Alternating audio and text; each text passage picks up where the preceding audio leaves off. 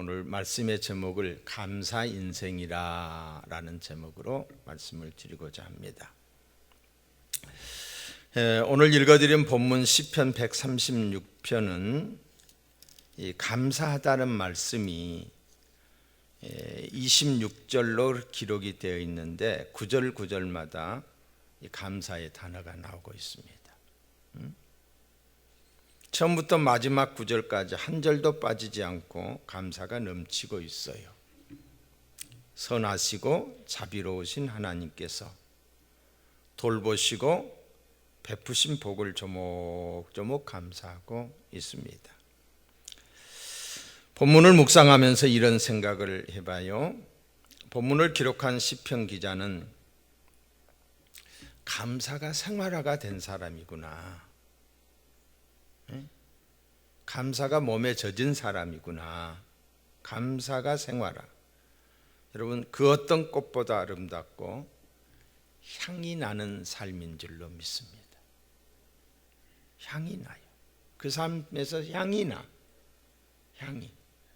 감사의 향이 풍기는 거죠. 감사가 생활화가 아닌 원망과 불평이 생활화가 된 사람이 있어요. 입만 열면 원망하고 불평하고, 그리고 부정적인 소리를 하는 사람. 우리 주위에 분명히 있습니다. 입만 열면은. 이런 사람은 오염된 물과 같아서 이런 사람과 같이 있다 보면은 나도 모르게 오염이 되어서 매사에 부정적이고 범사에 불평하는 사람이 되고 맙니다. 매사에 부정적이다. 범사에 불평하는 사람. 감사는 모든 것을 갖추고 부족함이 없는 사람이 하는 것이 아니라 은혜를 아는 사람, 은혜를 깨달은 사람만이 할 수 있는 것이 감사예요. 부모님의 은혜를 알면 감사하게 돼 있어요. 그렇죠? 하나님의 사랑을 알게 되면 감사하게 돼 있어요. 아는 것이 깨닫는 거지요. 남편과 아내의 소중함을 아는 사람만이 서로에게 할 수 있는 것이 감사예요. 소중함을 모르는데 어떻게 감사해요? 감사의 크기는 깨달음의 크기이고 감사는 은혜를 깨닫는 데서 출발하는 것이지요. 어려운 가운데도 감사하는 것은 은혜를 알기 때문에, 은혜의 깨달음이 있기 때문에. 그런 의미에서 오늘 본문 시편 기자는 하나님의 크신 은혜를 깨달은 사람으로서 날마다 감격하며 감사하는 감사의 삶을 사는 행복한 사람이다 라고 말할 수가 있어요. 여러분, 시편 기자가 감사의 조건을 찾아서 감사했던 것처럼 우리 모두도 감사가 회복되고 감사의 깨달음이 더해지기를 주님의 이름으로 축복합니다. 실제로 있었던 일이에요. 그전에도 제가 한번 이야기를 했었는데, 텍사스의 한 성공한 실업가가 하나님의 은혜가 너무너무 고맙고 감사해서 하나님 감사합니다 라는 말을 100만 번을 기록한 책을 내려고 출판사를 찾아간 일이 있었다고 그래요. 책의 제목은 100만 번의 감사예요. 원고의 내용인즉 하나님 감사합니다 라는 말만 100만 번이 기록이 돼 있어요. 100만 번. 마치 학을 1000마리를 만들어서 유류병에 전시하듯이 그냥 감사합니다, 감사합니다라는 글만 100만 번을 쓴 거예요. 그는 책을 통해서 자신의 삶 속에서 일어나는 모든 일들이 하나님의 은혜이었음을 모든 이에게 알리기를 원했고, 하나님을 향하는 감사하는 마음을 책으로 출판하고 싶었던 거예요. 감사야말로 진정한 행복과 성공의 비결이라는 것을 모든 사람들에게 알리고 싶었던 거예요. 왜냐하면 그는 술과 또 이성, 여자, 세상에 빠진 채 폐인이 되어 죽을 직전까지 갔다가 주님을 만나 완전히 새로운 인생을 살게 되었고, 또 사업에도 성공했기 때문에 자신의 삶을 뒤돌아보면서 감사가 넘쳤던 거예요. 저 역시 한때 하나님의 은혜가 너무너무 감사해서 하나님 감사합니다 라는 말을 이 노트에다가 빼곡히 적었던 기억이 납니다. 저도 하나님 감사합니다. 누구든 사랑의 하나님을 경험한 사람들은 이런 경험들이 정도의 차이가 있을 뿐이지 있는 줄로 압니다. 사랑과 감사에 겨워서, 하나님의 사랑과 그 은혜에 감사에 겨워서 결단하고 고백했던 때가 있어요. 누군가를 사랑하면 어때요? 그를 사랑한다고 그 사랑하는 사람의 이름을 자기도 모르게 노트에 빼곡히 적어 내려갔듯이 말입니다. 하나님의 크고 높고 위대한 사랑과 은혜를 경험한 사람이라면 100만 번도 더 쓸 수 있을 것입니다. 하나님 감사합니다 라고 말입니다. 자, 여러분, 이런 사랑의 감격이, 이런 감사가 우리 속에 있기를 주님의 이름으로 축복합니다. 이런 마음이 있으면 그 사람은 행복한 사람이에요. 시편 기자는 감사하라 감사하라 무려 26번 감사가 입에 붙어 있어요. 오늘 본문에 보시면 그의 입술에서 감사가 넘치는 것은, 입술에 감사가 넘치는 것은 마음에 감사가 있었기 때문이에요. 그렇죠? 마음에 있는 것이 입술로 나오게 돼 있잖아요. 시편 기자가 자신의 인생 속에 주님이 행하신 일을 하나하나 생각하며 감사하였던 것처럼 우리도 우리네 인생에 있었던 주님의 축복을 헤아려 보며 감사할 수 있기를 기원합니다. 노래는 부를 때까지 노래가 아니며, 종은 울릴 때까지 종이 아니며, 축복은 감사할 때까지 축복이 아니다. 감사가 나와야 그게 바로 축복이 되는 거예요. 진짜 믿음은 감사할 때의 믿음입니다. 나에게 베푸신 하나님의 은혜를 기억하고 감사한다면 그것은 살아있는 믿음입니다. 진짜 믿음입니다. 믿음은 감사와 비례한다. 감사는 기억이에요. 은혜에 대한 기억이에요. 그래서 은혜를 기억하지 않는 것을 배은망덕이라고 합니다. 놀랍게도 우리가 기억하는 순간 그 속에 임재하시는 하나님의 손길을 느끼고 그분의 눈동자를 보게 됩니다. 기억하지 않는다면 그냥 의미 없이 흘러가는 시간 속의 한 사건에 불과할 일들이, 기억하고 감사하면 그 안에서 전능하신 하나님을 만날 수 있습니다. 고마우신 부모님을 만날 수 있어요. 사랑하는 이웃들을 만날 수 있어요. 남편을 만날 수 있어요. 조국의 고마움을, 나라의 고마움을 경험하게 되는 거예요. 믿음으로 하나님을 기억하고 감사하는 사람에게는 하나님은 언제나 임마누엘이십니다. 함께 하심이십니다. 할렐루야. 사회학자들의 분석에 의하면은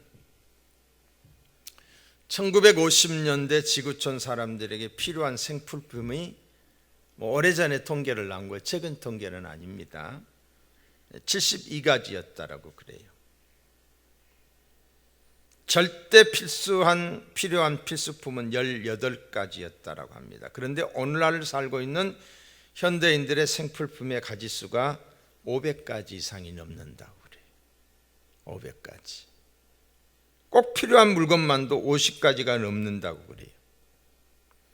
필요한 생필품을 더 많이 누리며 사는 현대인들이기에 5, 60년 전의 사람들보다 더 행복하고 감사할까?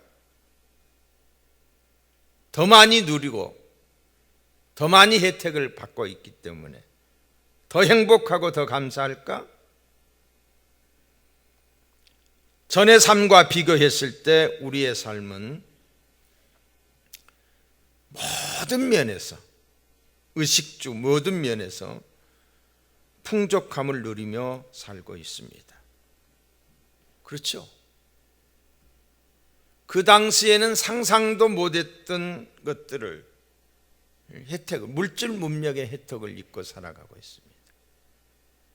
뭐 승용차라든가 컴퓨터라든가 냉장고, 세탁기, 선풍기, 에어컨, 스마트폰, 이런 모든 것들이 불과 몇십 년 전까지 이런 거 없었잖아요. 없었어요. 그런데 지금은 모든 사람들에게 보편적 필수품이 되어버렸어요. 얼마나 편리한 시대가 됐는지 몰라요. 옛날에는 임금이라 할지라도 먹을 수 없었던 것들을 우리는 지금 임금도 제철이 아니면 먹을 수 없는 그런 신선한 과일들을 우리는 사시사철 먹고 있어요. 그러니까 세종대왕보다도 더 잘 입고 잘 먹고 사는 게 우리예요. 이처럼 대다수의 사람들이 넉넉하고 편리한 생활 속에 잘 먹고 잘 입고 잘 살고 있지만은 과연 궁색했던 옛날 사람들에 비해서 더 행복할까? 행복할까? 안타깝게도 현대인의 삶은 더 메마르고 더 만족이 없고 정은 식어지고 믿음은 사라지고 감사가 없다는 거예요. 행복해지려면은 감사의 눈을 떠야 합니다. 자, 감사의 눈을 떠야 한다. 따라합시다. 감사의 눈을 떠야 한다. 많이 가졌다고 행복해지는 것이 아니라 감사하는 사람만이 행복할 수 있다. 행복은 소유의 많고 적음에 있는 것이 아니라 감사의 크기에 비례한다. 감사하는 사람은 행복한 사람이에요. 감사는 행복의 문을 여는 열쇠예요. 열쇠. 유대인의 인생 독본인 이 탈무드의 기록을 보면 이런 말이 있어요. 세상에서 가장 지혜로운 사람은 배우는 사람이고 세상에서 가장 행복한 사람은 감사하는 사람이다라는 말이 있어요. 감사하며 사는 사람은 그렇지 못한 사람보다 훨씬 건강하고 행복합니다. 감사하지 못하면은 마음도 육체도 병들기 쉽고 관계가 불행하게 된다.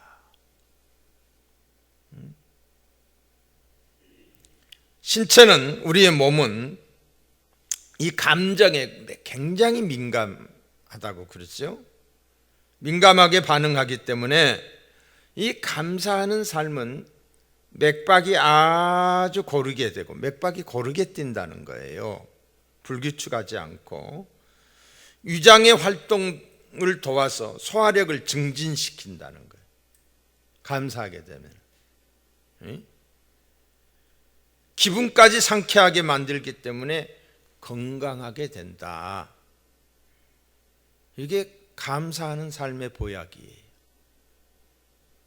반대로 원망하고 불평은 혈액순환을 방해하여 맥박을 급하게 하는 동시에 위장의 운동을 긴장시켜서 소화 기능이 약화되고 악화가 된다라고 했어요. 그러므로 소유의 유무나 환경의 조건에 상관없이 감사하는 사람들은 행복한 인생을 살게 된다. 여러분, 감사가 있기를 바라요. 감사가 능력이에요. 아무나 할 수 있는 게 아니에요. 깨달은 사람만이, 은혜를 받은 사람만이 모든 것을 그냥 감사로 해석을 하는 거예요. 감사로. 언젠가 세계 국민들을 대상으로 행복지수를 조사해서 발표한 것을 보았어요. 이것도 오래전 통계예요. 제가 오래전에 했던 설교를 참고해서 다시 하는 거예요. 가장 행복지수가 높은 나라가 이 방글라데시. 저도 이 방글라데시에 가봤지만은 진짜 정말 열악한 나라예요. 예? 방글라데시가 어떤 나라인가? 국민소득이 채 $200도 안 되는 세계에서 가장 가난한 나라. 우리 이호근 장로님도 그때 같이 갔다 왔었지. 같이 가서 그때 사진 찍고 그 길거리에서 그냥 막 그 소 같은 거 찾고 그래가지고 거기 그 뭐 이 정육점, 우리로 말하면 정육점 같은데, 그런데 고기가 이렇게 있는데 그냥 거기에 파리가 새까맣게 붙어 있고, 그런 걸 기억이 나네요. 인기 물때는 세계 1위예요. 문맹률도 90%를 육박하는 나라예요. 해마다 국토의 80% 이상이 홍수에 잠겨 수해로 고통을 받는 나라고, 천연자원도 없고 돈도 없고 교육시설이나 의료시설도 열악합니다. 마음껏 즐길 수 있는 문화나 레저시설이 전무하고요. 사회는 양극화, 그리고 뇌물과 부정부패까지 만연하고 있습니다. 그럼에도 그들의 행복지수가 높다는 거예요.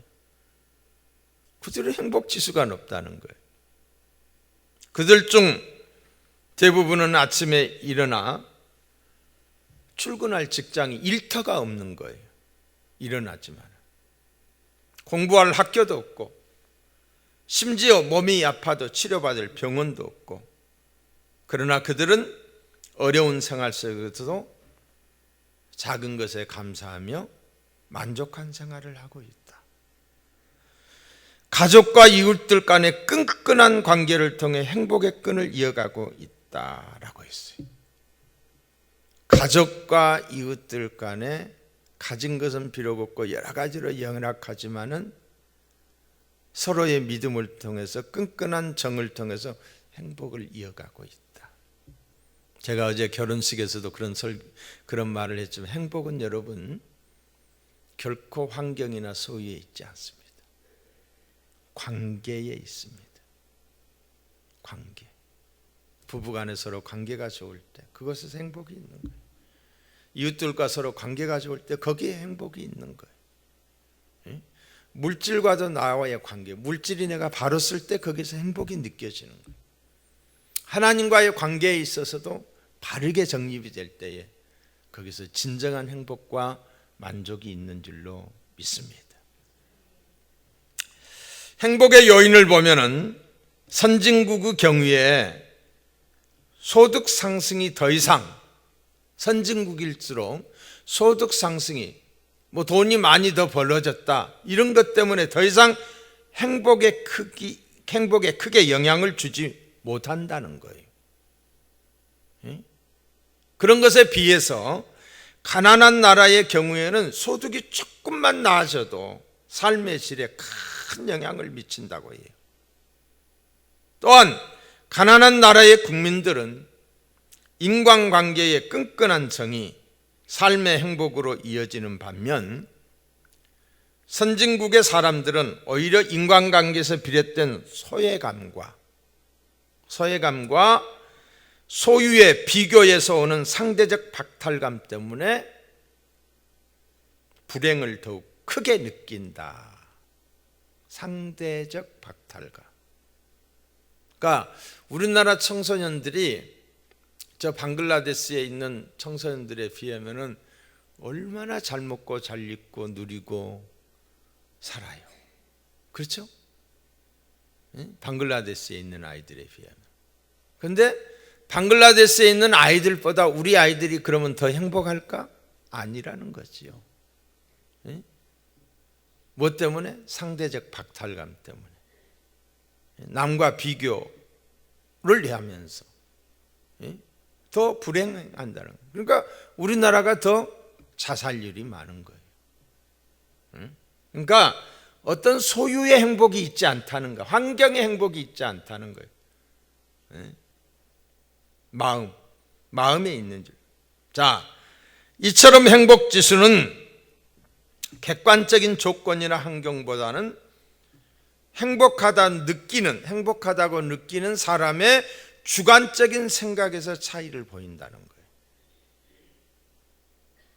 사실이지 행복에는 절대 기준이 없습니다. 어느 수준이 돼야 행복하고 불행한 것인지 답이 없어요. 막 집을 10채 가지고 있으면 행복하다? 아니에요. 답이 없어요. 행복에는 교과서나 참고서가 있는 것도 아니고 공식이나 모범 답안이 있는 것도 아니에요. 행복은 자신이 만들어가는 거예요. 자신이 스스로 생각하고 느끼는 정도에 따라서 행복의 크고 작음이 결정되는 것이다. 그러므로 행복은 소유에 비례하기보다는 자족하는 마음, 감사하는 마음에 비례하다. 자족하고 감사할 때 행복이 있다는 거예요. 행복은 없는 것에 관심을 가지는 것이 아니라 있는 것에 자족하는 것이다. 없는 것 보고 막 불평만 나오지. 있는 것 보고 자족하는 것이다. 있는 것을 소중하게 여기고 감사하는 사람이 행복한 인생을 살게 되지요. 없는 것에 대한 불평이 있는 것에 대한 감사로 변할 때 비로소 행복한 인생이 된다. 제 말이 너무 어려워요? 에? 평범한 이야기들이잖아요. 남들보다 가진 것이 없어도 있는 것에 자족하고 작은 것이라도 감사하며 사는 것이 행복이지요. 자, 다시 말씀합니다. 적어놔요. 적어놔. 남들보다 가진 것이 없어도 있는 것에 자족하고 작은 것이라도 감사하며 사는 것이 행복이다. 아멘. 그래서 칼 틸리는 그의 저서 행복론에서 행복의 첫 번째 조건을 감사로 꽂았습니다. 감사라고 말을 했어요. 감사하라. 그러면 젊어진다. 그랬어요. 응? 감사하라. 그러면 발전이 있다. 감사하라. 그러면 기쁨이 있다. 라고 했어요. 행복론 첫 번째 단원이 이거예요. 감사예요. 지극히 작은 일에도 감사히 여길 수 있는 마음을 가진 사람은 행복 지수가 높아요. 사람은 행복해서 감사하는 것이 아니라 감사하기 때문에 행복해지는 거예요. 감사는 행복의 문을 여는 열쇠입니다.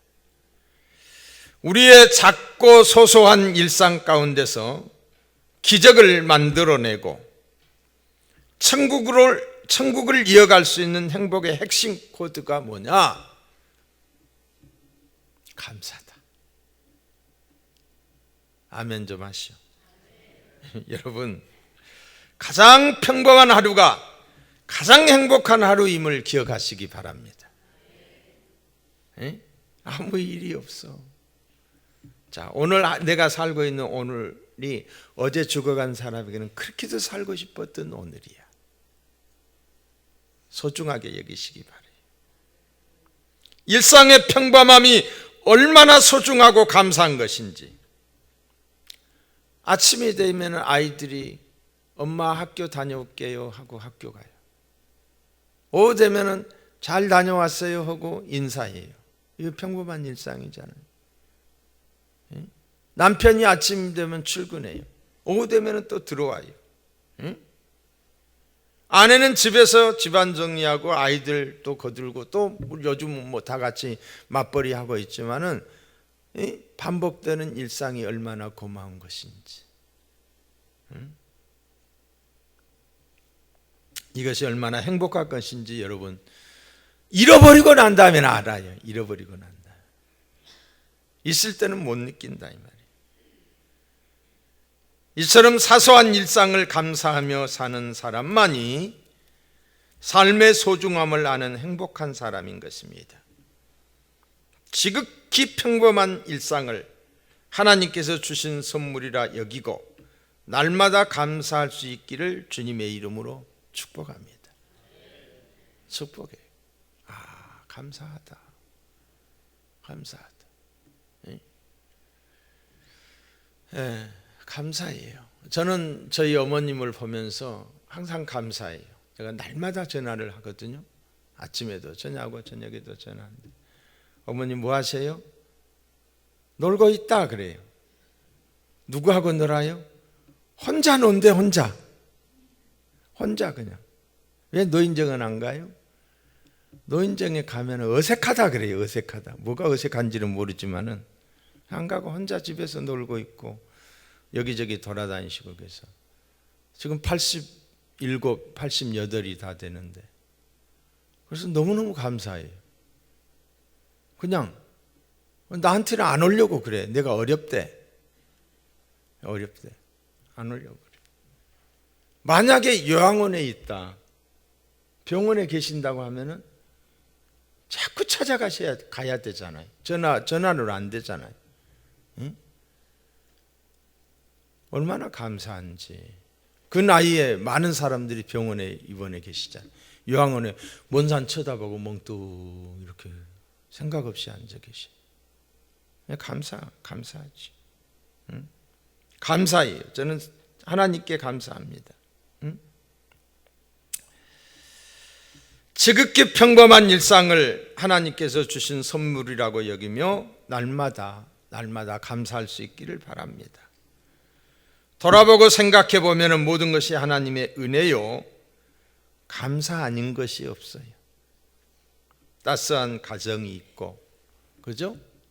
의지할 부모 형제가 있고, 또 일할 수 있는 직장도 있고, 일용할 양식이 있고, 입을 옷도 있고, 그죠?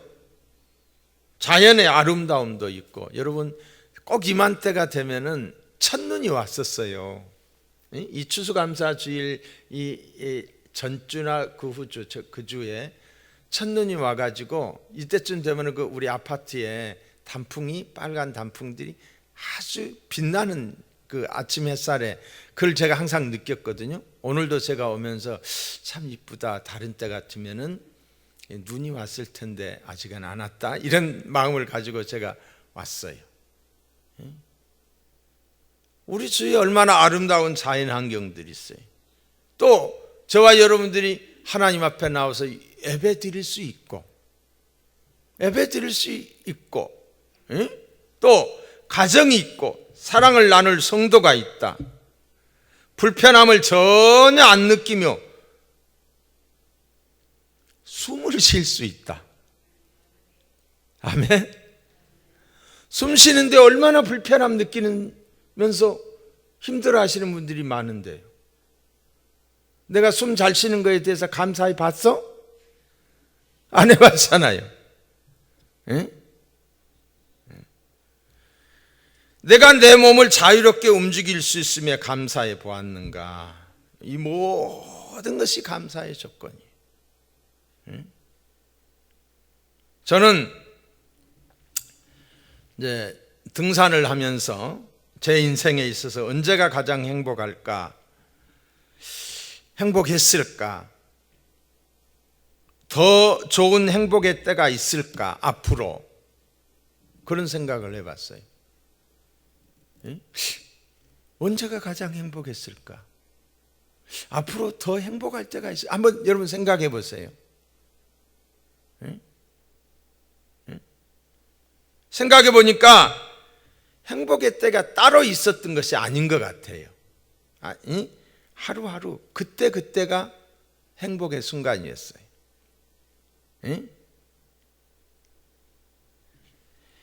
얘들이 어리면 어린 대로 좋기도 하고 힘들기도 하고, 그죠?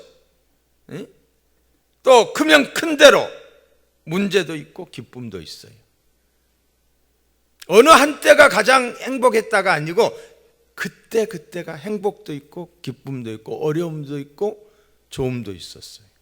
근데 그때 뭘 느껴야 된다? 행복을 느껴야 되는 거예요. 지금도 마찬가지. 지금도. 앞으로 더 좋은 일이 있을 것이다? 아니요. 지금 행복하지 못하면, 지금 감사하지 못하면 앞으로도 감사하지 못하는 거예요. 지금이 가장 귀한 때다. 가장 귀한 것은 제가 항상 하는 이야기지만은 지금이 중요한 때고, 지금 내가 하는 일이 중요하고, 지금 내가 만나는 사람이 중요하고. 할렐루야. 그러니까 어떤 사람은 맨날 나중에 다음에 차차 이 사람은 인생 잘못 사는 거예요. 순간에 충실해야 될 줄로 믿습니다. 나이 들면 나이 든 대로, 젊으면 젊은 대로 문제도 있고 아픔도 있고 부족함도 있어요. 다 어렵고 다 힘들고 다 부족한 때만 있는 것도 아니고 다 좋고 다 만족할 때만 있는 것도 아니에요. 젊다고 다 만족한 것도 아니에요. 있다고 다 만족한 것도 아니에요. 없는 때도 얼마든지 자족할 수 있다는 거지요. 오늘 행복을 느끼지 못하면 내일 못 누립니다. 우리 가정을 생각해 보았어요. 행복했어요. 내 집을 생각해 봤다. 우리 아들, 딸들 그런 대로 자기 역할을 하고 살고 있어요. 저는 그렇게 기도했어요. 하나님, 우리 애들 멀리 살지 않게끔 해주세요. 보고 싶을 때 항상 보게 해주세요 그랬어요. 그런데 멀리 안 갔어. 천년만년 사는 것도 아닌데 저 미국이나 캐나다나 가서 어쩌다 3년에 한 번, 1년에 한 번씩 만나면 그게 뭐가 좋아? 난 그거 안 좋아. 가까이 있는 서 보고 싶을 때 가서 보고, 나눌 거 있을 때 같이 나누고 이래야지. 응? 평범해요. 평범하지만은 그 평범한 속에 행복이 있는 거예요. 뭐 특별한 거 아니야. 특별하다고 생각하지 마세요. 특별하지 않아요. 행복이 평범해요. 거기서 감사를 느낄 수 있다. 이게 행복인 줄로 믿습니다. 오늘 행복을 느낄 때 내일의 행복이 보장되는 것이지, 내일부터 내년부터 행복하겠지, 자식들 키워놓으면 괜찮겠지, 한 해만 더 고생하면 괜찮겠지, 속지 마세요. 세월에 속는 거예요. 결코 그렇지 않습니다.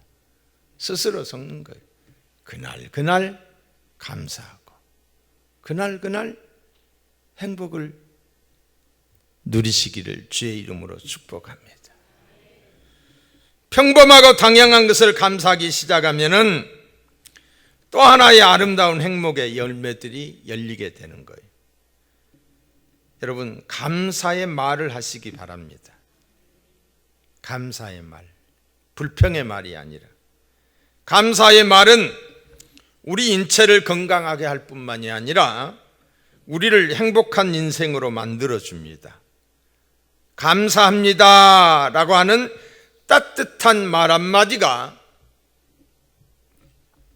상대방의 마음 문을 열어줘요.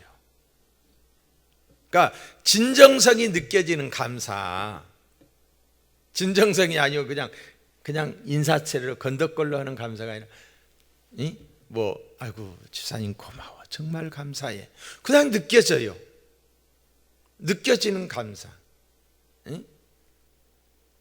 선생님 정말 감사합니다, 고맙습니다, 느껴지는 이런 감사가 있잖아요. 이 감사 상대방의 닫힌 마음 문을 열어줘요. 할렐루야.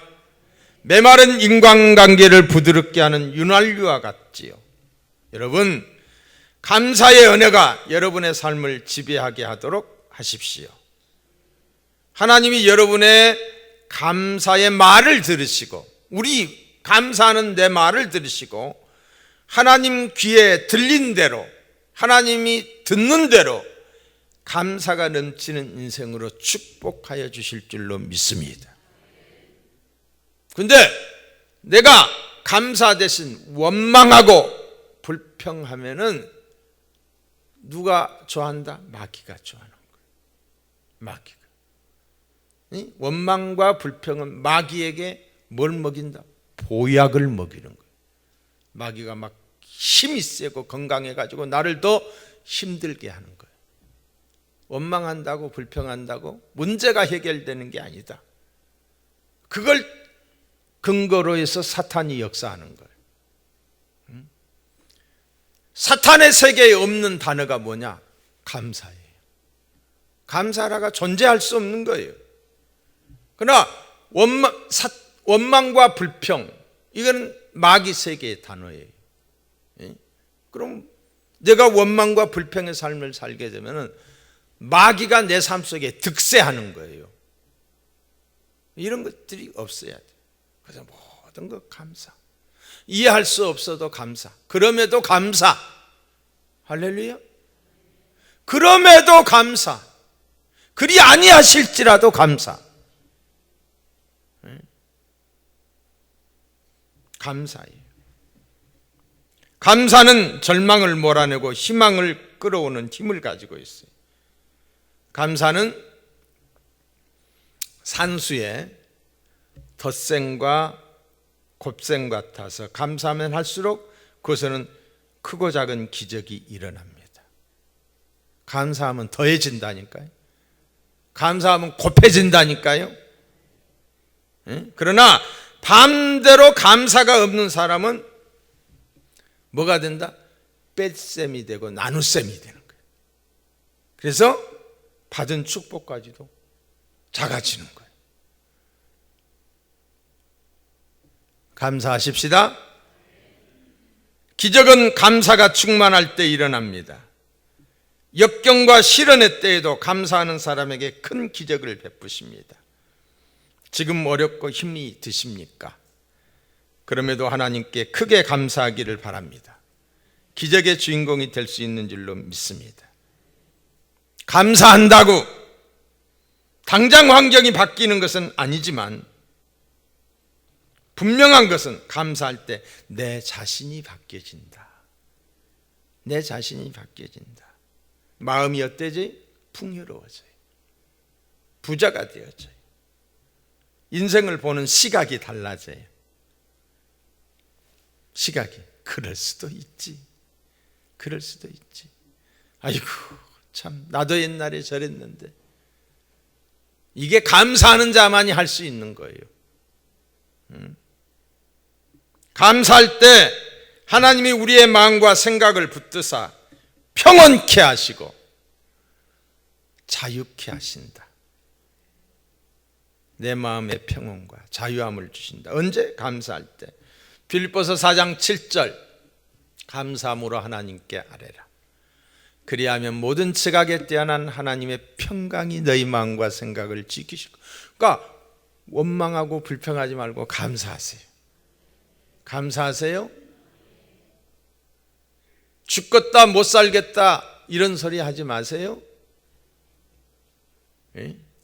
아이고 좋아서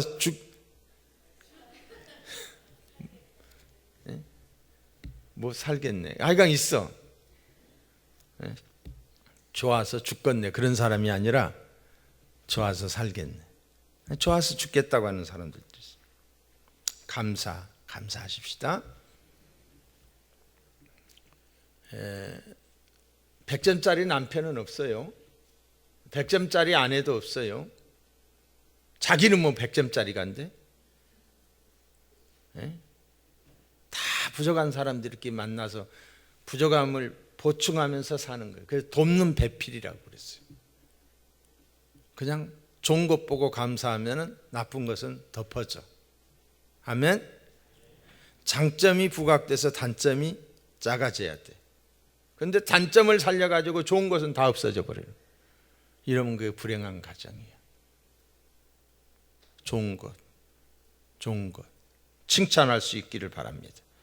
에베소서 5장 18절 범사에 감사하라. 이는 그리스도 예수 안에서 너희를 향하신 하나님의 뜻이니라고 그랬어요. 하나님의 뜻이 감사라는 거예요. 감사. 이는 온전한 믿음의 결론입니다. 여러분 가장 높은 산의 봉우리가 어딘지 아니 감사봉인 줄로 믿습니다. 가장 높은 산이 감사예요. 그러니까 신앙에 있어서 가장 높은 정상이 뭐냐? 감사다. 감사. 범사에 어떤 형편에 처하고 무슨 일이 있어도, 범사라는 말이 그런 뜻이에요. 어떤 형편에 처하고 무슨 일이 있어도 이 범사 속에는 긍정과 부정이 함께 들어있어요. 그래도 감사한다는 거지. 기쁨과 즐거움뿐만이 아니라 슬픔과 괴로움이 있을 때도 온갖 희비가 다 들어있는 게 범사예요. 그럼에도 불구하고 감사하라. 범사의 감사는 긍정과 부정을 초월해서 절대 긍정을 만들어내는 것인 줄로 믿습니다. 감사하며 삽시다. 자, 오늘 본문에 보면은 26번이나 감사하라 그랬어요. 하나님이 선하시고 인자하심에 무궁하심을 감사하라. 우리가 한 해 한 해 살아있는 것, 순간순간 살아있는 것이 하나님의 은혜예요. 인정하시면 아멘. 추수감사주일은 하나님께서 감사절로 정한 거예요. 이 기독교 국가만이 이 감사절이 있어요. 감사절. 물론 우리 선조들은 추석이라고 하는 게, 이게 추석이 그 조상에게 감사를 드리는 그런 그 명절 있잖아요. 어쨌든 하나님께 우리가 감사하는 거예요. 여러분, 지난 1년 동안을 지켜주신 하나님께 감사하며 구별된, 차별화된 감사가 있기를 바라요. 저는 우리 성도들에게 항상 제가 하는 이야기, 저는 투명합니다. 저는 투명해요. 누가 뭐라고 해도 제가 뭐 꼽을 쳐놓은 것도 없고, 그렇다고 해서 가진 것도 제가 없어요. 저 정말로 없어요. 그러니까 저는 우리 성도들의 생활상에서 이 수치를 100으로 선다고 한다면은 저는 50이면 만족해요. 중간. 저는 중간 정도 된다고 생각해요. 지금 제 삶이. 내가 가진 것도 없고 내가 투명해요. 그러니까 누구한테도 내가 떳떳하게 이야기하는 거예요. 있다고 감사하는 것은 결코 아니에요. 그럼에도 불구하고 저는 행복해요.